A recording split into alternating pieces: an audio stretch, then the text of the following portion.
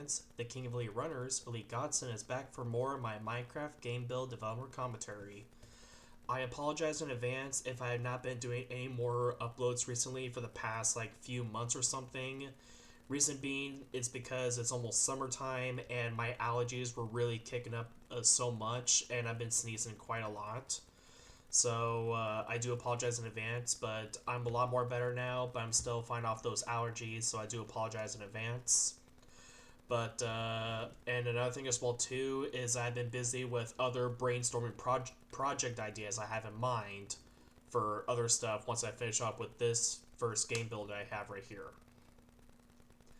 But anyways, we're going to continue on with my Minecraft game build developer commentary. This will be level 3-4, Space Voyage. And don't forget, like I said, for 50 times or something, this is a game build creation from Epic Mickey on the Wii version.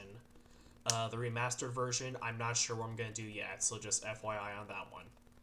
But anyways, let's begin with level 3-4, Space Voyage. Welcome to Space Voyage, the second to last level of level 3 areas. Where to begin was the trams and the electricity. This one was where you have to free a gremlin, and you could choose to turn off the trams or power down the electricity. I did do a little simple volume warning for all the players and whatnot because of how loud it will be, because if you do turn off the trams and keep the electricity itself will have lightning coming down and whatnot, and it'll be so obnoxiously loud. So I had to scratch that idea to be only just dripstones, and it's a lot more easier and more simple to just be calming down the volume. And for the trams, all I did was just minecarts with strays. Previously, before, I did baby zombies or something, and those ones didn't work out pretty well for me, so I decided to swap it out and just do strays into minecarts to make it be a lot more less efficient and saves a whole lot extra time. But the command blocks are still the same layout, just had to reconfigure everything. Coming up next is the platform pistons.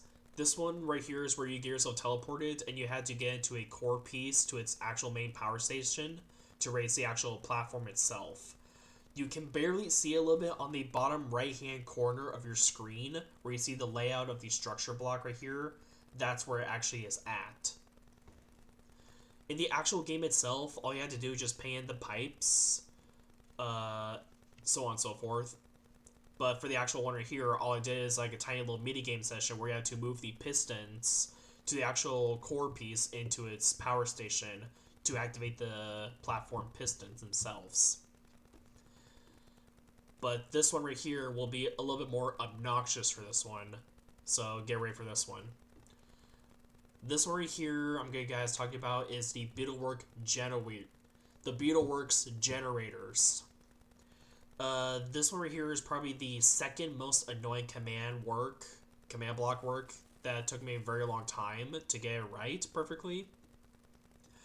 It was a pretty hard one at first because there's a total of 3 gremlins. One of them is for choosing the decision of either the trams or the electricity, and the other 2 are for the ones to either disable the generator or give you 3 TVs. Reason is because the command errors were not working correctly, because instead of me doing actual command blocks, I go and use the NPC to do a set block command to configure it with the actual command block itself and see if that'll work out. Especially when you also talk to the gremlin as well too, that will also disable the generator. It doesn't want to work out either for it. Or giving you 3 TVs. I decided for the players to either say yes or no. If you click on yes, it turns off the corresponding generator to which actual specific spot it is, which is either the right generator or the left generator. But the thing is, if you click on no, you will still free the gremlin, but it will not turn off the generator entirely. So, like, in the actual game, it gives you 3 TVs in advance, but you also still free the gremlin, but it doesn't disable a generator for you, because you have an option of either disable a generator or give you 3 TVs. I did scratch the 3 TVs idea and just only decided to do no on that one. But speaking of the actual gremlins themselves, for disabling the generators, I did some few tweaks and configurations of having them only just say yes entirely to just disable the generator, because it's going to be so obnoxious to face off against the entire Beetleworks entirely for it. One other thing I'd like to say as well too, back to the tram ones I was going to say, the room with the see-through glass is one of the actual malfunctioning trams. The only closest one I can probably think of that would actually be perfect is the Zoglin, which is a zombified version of the Hoglin in the Nether. For the Zoglin itself, or I should say the malfunctioned tram, because the actual game, it's like moving around so fast and it keeps hitting the wall, like wall to wall and whatnot, because it's like really malfunctioned.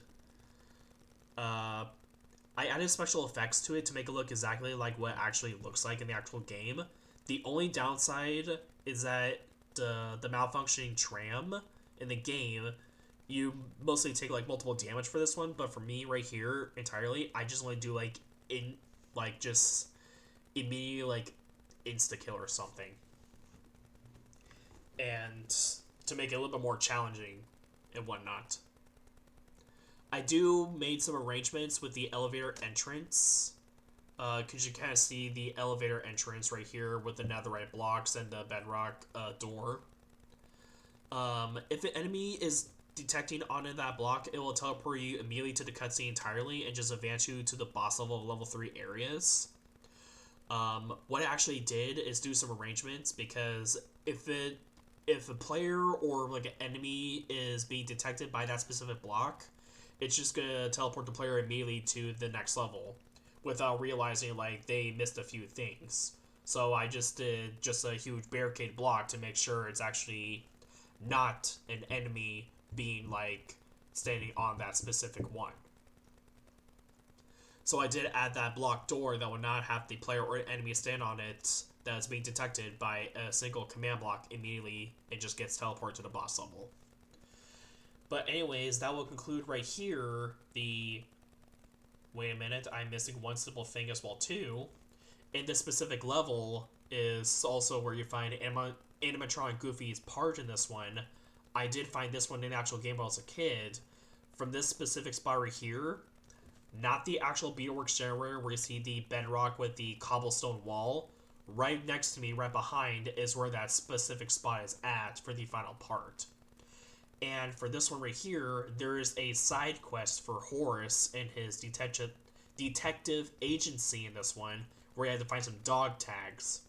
For that specific one, all I did is just a specific name tag, and if you do have that name tag, a specific item in my inventory will be completely gone, or better yet, if you still have that specific item with you, or you don't, you'll get a specific item that will completely either fail the quest, or if you got the name tag, you completed the quest. But the only thing is you have to keep a hold to it until you actually beat the specific level, and the next level, which is the boss battle, and then you go back into Main Street, where you completed the quest. And finally right here, this will include level 3-4 of my Minecraft Game Build Developer Commentary. This one right here was number 12 of Space Voyage right here. Thank you guys so much for watching, and I will see you guys next time. And there will be another upload video of level 3 boss to make up the apologies I had because of all the busy stuff I was doing. I will see you guys next time. Goodbye, Lightning Strike.